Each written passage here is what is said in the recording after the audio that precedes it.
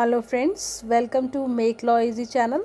Friends, आज हम discuss करेंगे सीआरपीसी के एक और टॉपिक को जो कि आपका ज्ञान अरेस्ट से रिलेटेड है।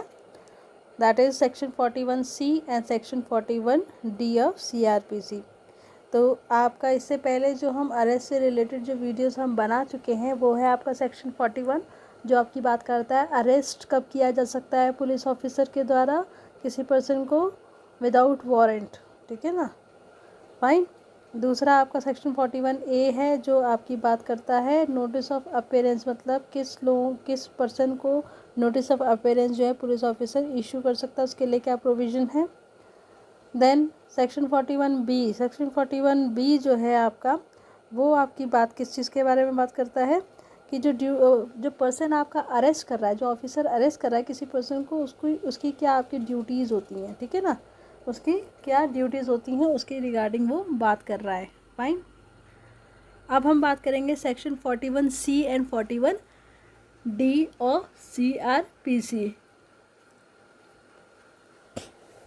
तो सेक्शन 41C सबसे पहले हम बेयर एक्ट से समझने की कोशिश करेंगे कि बेयर एक्ट को किस तरीके से लिखा गया है।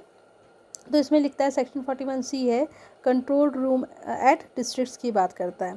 तो इसमें सब सेक्शन 1 कहता है कि जो स्टेट गवर्नमेंट है ना, उसको हर डिस्ट्रिक्ट में और स्टेट लेवल पे, हर डिस्ट्रिक्ट में और स्टेट लेवल पे पुलिस कंट्रोल रूम एस्टैब्लिश करने चाहिए। ठीक है ना, या उनको एस्टैब्लिश करने पड़ेंगे। फाइन। सेक्शन 41C का सबसेक्शन 2 कहता है कि जो स्टेट गवर्नमेंट है ना, shall cause to be displayed on the notice board kept outside the control rooms at every district the names and addresses of the persons arrested and the name and designation of the police officer who made the arrest। तो ये section क्या कहता है, इसको simplify करके मैं आपको बताती हूँ। ये कहता है कि ये कहता है कि जो स्टेट गवर्नमेंट है ना, उसको क्या करना है कि जो हर कंट्रोल रूम है ना, उसके बाहर आपका जो नोटिस बोर्ड रखा है, ठीक है ना, उसके बाहर एक नोटिस बोर्ड होना चाहिए, रखा नहीं है नोटिस बोर्ड होना चाहिए। हर कंट्रोल रूम के बाहर पे एक नोटिस बोर्ड होना चाहिए जिसमें क्या चीज़ डिस्प्ले होना चाहिए। सॉरी, इसको दोबारा बता देती हूँ कि हर डिस्ट्रिक्ट के जो कंट्रोल रूम्स हैं उनके बाहर पर एक नोटिस बोर्ड रखा जाना चाहिए, और इसमें उन पर्सन्स के नाम और एड्रेसेस होने चाहिए जिन्हें अरेस्ट किया गया है। उन पर्सन्स के नाम और एड्रेसेस होने चाहिए जिनको अरेस्ट किया गया है। दूसरा, उस बोर्ड पे और क्या चीज़ होगी, उस बोर्ड में आपका उन पुलिस ऑफिसर्स के नाम और उनकी डेजिग्नेशन भी होगी जिन्होंने वो अरेस्ट किया है। फाइन। जैसे ए है आपका, ABCD जो हैं ये आपके पर्सन्स हैं जिनको अरेस्ट किया गया है। तो इनको अरेस्ट करने वाले पुलिस ऑफिसर्स कौन थे, ठीक है, इनको किसने अरेस्ट किया और उनकी डेजिग्नेशन क्या थी, ये भी आपका उस बोर्ड में डिस्प्ले होना चाहिए। तीसरा सबसेक्शन जो है इसका क्या कहता है कि the control room at the police headquarter at state level,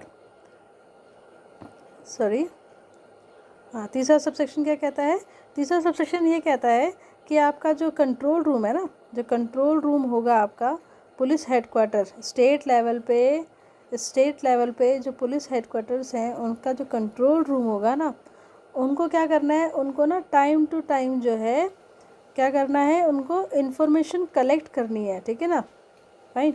information या डिटेल्स जो है वो कलेक्ट करनी है। एक बार दोबारा बता देती हूँ कि जो आपका स्टेट लेवल पे जो आपके पुलिस हेडक्वार्टर्स हैं उनका जो कंट्रोल रूम है, ठीक है ना, उनके जो कंट्रोल रूम है उनकी क्या रिस्पॉन्सिबिलिटी है कि उनको टाइम टू टाइम जो है ना डिटेल्स कलेक्ट करनी है। किन की डिटेल्स कलेक्ट करनी है, जिन पर्सन्स को अरेस्ट किया गया है, साथ साथ में जो ऑफेंस उन्होंने किया है उसका नेचर क्या है, मतलब ऑफेंस आपका कॉग्निजेबल है, नॉन कॉग्निजेबल है, बेलेबल है, नॉन बेलेबल है, कैसा है, ये भी इसके रिगार्डिंग भी इंफॉर्मेशन कलेक्ट करनी चाहिए। विच दे आर चार्ज्ड, ठीक है ना, मतलब जिनका चार्ज उन अरेस्टेड पर्सन्स पे लगाया गया है। फाइन। तो सब सेक्शन 3 क्या कहता है 41C का कि जो पुलिस हेडक्वार्टर्स हैं स्टेट लेवल पे उनके जो कंट्रोल्स रूम है उनकी रिस्पॉन्सिबिलिटी है कि वो टाइम टू टाइम जो है जिन पर्सन्स को अरेस्ट किया गया है, ठीक है ना, उनकी डिटेल्स और उनका जो नेचर ऑफ ऑफेंस जो है ना उसकी इन्फॉर्मेशन कलेक्ट करके रखें उसकी डिटेल, और साथ ही साथ में एक डेटाबेस भी तैयार करें जो कि आपका किसके लिए हो, जनरल पब्लिक की इन्फॉर्मेशन के लिए अवेलेबल हो। फाइन। तो ये हमारा सेक्शन 41C जो है वो आपका क्या कह रहा है उसे मैंने आपको बेयर एक्ट से बता दिया। अब इसका एक्सप्लेनेशन आप क्या लिख सकते हैं उसे हम बता देते हैं। Section 41C of the code of criminal procedure 1973 is a provision that deals with the establishment and functioning of police control rooms at district and state level। तो सबसे पहले ये जो आपका सेक्शन 41C है, ये जो प्रोविज़न है वो किसे डील करता है, आपका जो पुलिस कंट्रोल रूम्स है ना, पुलिस कंट्रोल रूम्स जो हैं डिस्ट्रिक्ट और स्टेट लेवल पे, उनके एस्टैब्लिशमेंट से और उनकी फंक्शनिंग से रिलेटेड है। फाइन। पुलिस कंट्रोल रूम जो है डिस्ट्रिक्ट और स्टेट लेवल पे उनके एस्टैब्लिशमेंट और उनकी फंक्शनिंग से रिलेटेड है। Fine. Next, and to collect and display information about the persons arrested by police, their offense and the officers arrested them। तो सबसे पहले तो है ये जो प्रोविज़न है वो किससे रिलेटेड है, वो आपका जो कंट्रोल रूम्स है, पुलिस कंट्रोल रूम्स हैं, उनके एस्टैब्लिशमेंट और फंक्शनिंग से रिलेटेड है आपका, चाहे वो आपका डिस्ट्रिक्ट लेवल पे है चाहे स्टेट लेवल पे है। दूसरा, ये आपका रिलेटेड है किससे, कि जो अरेस्टेड पर्सनस है, उन अरेस्टेड पर्सन जो हैं, ठीक है ना, उनकी जो इन्फॉर्मेशन है, अरेस्टेड पर्सन जो है उनकी डिटेल इन्फॉर्मेशन और उन्होंने जो ऑफेंस किया है उसकी इन्फॉर्मेशन को इकट्ठा करने से रिलेटेड है। साथ ही साथ में जिन ऑफिसर्स ने उन्हें अरेस्ट किया है ना, उनकी इन्फॉर्मेशन भी इसमें होने चाहिए या उनकी इन्फॉर्मेशन भी कलेक्ट करनी है। ये आपका इस प्रोविज़न का उद्देश्य है, या हम कह सकते हैं इस प्रोविज़न में क्या क्या चीज़ें कही गई हैं। Now this is to ensure transparency and accountability in police actions and to protect the rights of the arrested person. तो ये इसका एक बोलते नहीं है, इसका हम कह सकते हैं कि ये जो प्रोविज़न है ये क्यों आपका डाला गया है, ट्रांसपेरेंसी और अकाउंटेबिलिटी इंश्योर करने के लिए, किसकी, पुलिस एक्शंस की, और जो अरेस्टेड पर्सन है उसके राइट को प्रोटेक्ट करने के लिए। Fine. This section aims to provide a mechanism for monitoring and supervising the actions of the police in relation to arrest and detention. तो ये कहता है कि ये जो सेक्शन है ये किस पे एम करता है, कि जो आपके पर्सन आपका बोलते नहीं है, जो पुलिस है, ठीक है ना, उनके जो एक्शंस हैं, पुलिस ऑफिसर जो हैं उनके एक्शन जो हैं उनको मॉनिटरिंग और सुपरवाइज करने के लिए, किसके रिलेशन में, किसी भी अरेस्ट और डिटेंशन से रिलेशन में, and to make such information accessible to the public, ताकि, और इसका ये एम भी है कि जो भी इंफॉर्मेशन है, ठीक है ना, जो भी इंफॉर्मेशन है वो मतलब ऑफेंस से रिलेटेड, एक्यूज पर्सन जो अरेस्ट किया गया है उससे रिलेटेड, और जिस ऑफिसर ने उन्हें अरेस्ट किया उससे रिलेटेड जो है, उस सारी इन्फॉर्मेशन को पब्लिक के लिए मतलब एक्सेसिबल बनाने के लिए जो है वो आपका इस सेक्शन का एम है। तो ये वाला आपने क्लॉज 3 में पढ़ा था ना, कि एक आपका डेटाबेस उसको मेंटेन करना चाहिए ताकि जिसमें ये सारी इन्फॉर्मेशन हो, और ये सारी इन्फॉर्मेशन जो है जनरल पब्लिक के लिए आपका एक्सेसिबल हो। This section also intends to prevent arbitrary and illegal arrest. तो ये जो आपका सेक्शन है ना, ये आपका जो इलीगल और आर्बिट्ररी बोलते नहीं, आपका बोलते नहीं तानाशाही तरीके से, ठीक है ना, और या फिर इलीगल तरीके से अगर कोई अरेस्ट किया जा रहा है उसको प्रिवेंट करना जो है वो इस सेक्शन का मतलब है, ये मकसद है। दूसरा, कि जो आपका अरेस्टेड पर्सन है उनकी राइट और डिग्निटी जो है उनको भी प्रोटेक्ट करना ज़रूरी है, कि ज़रूरी नहीं है कि जिसको अरेस्ट किया जा रहा है वो आपका क्रिमिनल, सही में क्रिमिनल हो ही, ठीक है ना, हो सकता है उस पर झूठा इल्ज़ाम लगाओ, तो जब तक साबित नहीं हो जाता है तब तक तो उसे निर्दोष ही मानेंगे ना।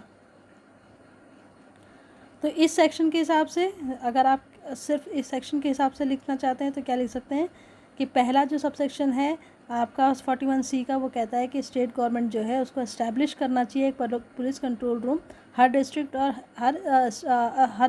स्टेट लेवल पे। दूसरा जो आपका सब सेक्शन है वो कहता है आपका कि जो नेम्स और एड्रेसेस है ना अरेस्टेड पर्सन के, ठीक है ना, और साथ में आपका जो पुलिस ऑफिसर जो उनको अरेस्ट कर रहा है उसके नेम्स और नेम्स और डेजिग्नेशन उनको डिस्प्ले करना चाहिए नोटिस बोर्ड में, जो कि आपका कंट्रोल रूम जो है ना, पुलिस कंट्रोल रूम जो है ना, उनके बाहर लगाया जाएगा। फाइन। अब स्टेट लेवल की बात करता है कि स्टेट लेवल जो है ना, स्टेट लेवल पे जो आपके कंट्रोल रूम है पुलिस हेडक्वार्टर्स में, ठीक है ना, उनको टाइम टू टाइम क्या है, इन्फॉर्मेशन, डिटेल्स या इन्फॉर्मेशन आपकी कलेक्ट करनी चाहिए। किसके रिगार्डिंग? अरेस्टेड पर्सन के रिगार्डिंग, ठीक है, उनके ऑफेंस के का नेचर क्या है उसके रिगार्डिंग, और साथ साथ में एक डेटाबेस भी मेंटेन करना चाहिए जो कि आपका, जिसमें सारी इन्फॉर्मेशन हो, किसके लिए? जनरल पब्लिक के लिए, ताकि जनरल पब्लिक भी उसे एक्सेस करके क्या कर सके, उसको मतलब उस इंफॉर्मेशन को यूज़ कर सके, या कह सकते हैं उस इंफॉर्मेशन को जान सके। तो फ्रेंड्स, ये हमारा सेक्शन 41 जो था, 41 का सी हम पढ़ चुके हैं। अब 41 का जो डी है ना, वो आपका क्या बात करता है कि ये बात करता है right of arrested person to meet an advocate of his choice during interrogation. मतलब ये आपका अरेस्टेड पर्सन जो है उसके राइट की बात करता है। कौन सा राइट? कि एडवोकेट को मिलने का राइट जो उसका है, ठीक है ना, किसी वकील को मिलने का राइट ड्यूरिंग इंट्रोगेशन, ठीक है ना, मतलब उसकी इंटरोगेशन जब चल रही है ना, पूछताछ जब चल रही है उस दौरान।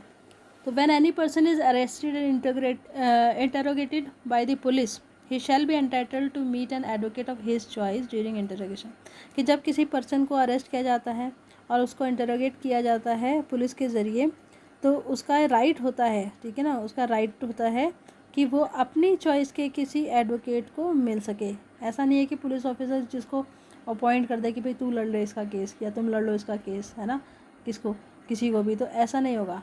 वो जो भी एडवोकेट होगा वो किसकी चॉइस का होना चाहिए? वो आपका जो एक्यूज पर्सन है या अरेस्टेड पर्सन जो है उसकी चॉइस का होना चाहिए। पर ये सिर्फ आपका इंटरोगेशन के दौरान, दो नॉट थ्रू आउट इंटरोगेशन, पर इंटरोगेशन के दौरान बोला है, बट ऐसा नहीं है कि पूरी इंटरोगेशन के दौरान जो है उसको ये राइट अवेलेबल होगा। तो इसका एक्सप्लेनेशन क्या लिख सकते हैं कि section 41D of code of criminal procedure जो है 1973, उसमें आपका ये जो सेक्शन है वो is a provision that grants the right. ये क्या प्रोविज़न है? जो कि आपका राइट ग्रांट करता है अरेस्टेड पर्सन को। किस चीज़ का right? Meet an advocate of his choice, मतलब अपनी पसंद या अपनी चॉइस के किसी एडवोकेट को मिलने का जो राइट होता है during interrogation bye the police, मतलब जब वो पुलिस उसे इंटरोगेट कर रही है। और as per this section the arrested person is entitled to consult with an advocate of his choice at any stage of the interrogation. At any stage का है, ठीक है ना, मतलब इंटरोगेशन के किसी स्टेज में भी वो क्या कर सकता है, अपनी चॉइस के एडवोकेट जो है उससे मिल सकता है अपने केस को डिस्कस करने के लिए, but not through out the interrogation. But जो इंटरोगेशन प्रोसेस है ना, उसके पूरा मतलब उसका बोलते हैं ना, थ्रू आउट जो इंटरोगेशन प्रोसेस चल रहा है उसके पूरे के दौरान उसको ये राइट अवेलेबल नहीं होगा। This means that the police can question the arrested person without the presence of an advocate for some duration. और क्या कह सकते हैं कि जो पुलिस ऑफिसर है ना, वो अरेस्टेड पर्सन को क्वेश्चन कर सकता है बिना एडवोकेट की प्रेजेंस के, बट कुछ ड्यूरेशन के लिए, as long as they allow him to meet his advocate at reasonable intervals. मतलब जैसे मान लीजिए ये ए पर्सन है, ये एक्यूज है, इसको किसी पुलिस ऑफिसर बी ने क्या करा है, अरेस्ट किया है। तो ये जो बी है ना, वो आपका ए को क्या कर सकता है, इंटरोगेट कर सकता है कुछ पीरियड के लिए, जब तक कि जब तक कि जो है ये पुलिस ऑफिसर अलाउ नहीं करता ए को कि वो अपना क्या कर सके, वकील से मिल सके। Fine. This section was inserted by the code of, वही आपका ये सेक्शन भी आपका 2008 का जो अमेंडमेंट हुआ था ना, उसी के ज़रिए ये आपका ऐड किया गया था इस आपका कोड पे। फाइन। और ये क्या होता है, ये भी आपका जो एक्यूज पर्सन है उसके राइट्स को सेफगार्ड करने के लिए, और साथ ही साथ में जो है ये मतलब इसका एम क्या है, इसको इंसर्ट करने का एम क्या है कि एक तो जो आपका एक्यूज पर्सन है उसके राइट्स को सेफगार्ड करना, और दूसरा to prevent custodial torture and coercion. तो कस्टोडियल टॉर्चर और कोएजन जो है उस क्वेश्चन जो है आपका उसको प्रिवेंट करने के लिए, ठीक है ना, ताकि जो बोलते हैं कस्टडी में रख के जो टॉर्चर किया जाता है उसको भी प्रिवेंट किया जा सके। तो फ्रेंड्स ये जो हमारा था, ये हमारा section 41A not 41A 41C and 41D जो है वो हमने कंप्लीट कर लिया। आई होप आपको इसको समझने में हेल्प मिली होगी। तो प्लीज़ अगर आपको वीडियोस अच्छे लगते हैं और आपको ये वीडियोस किसी भी तरीके से हेल्पफुल होते हैं तो प्लीज़ इनको लाइक, सब्सक्राइब और शेयर ज़रूर करें। फाइन, तो चलिए फिर मिलते हैं नेक्स्ट वीडियो।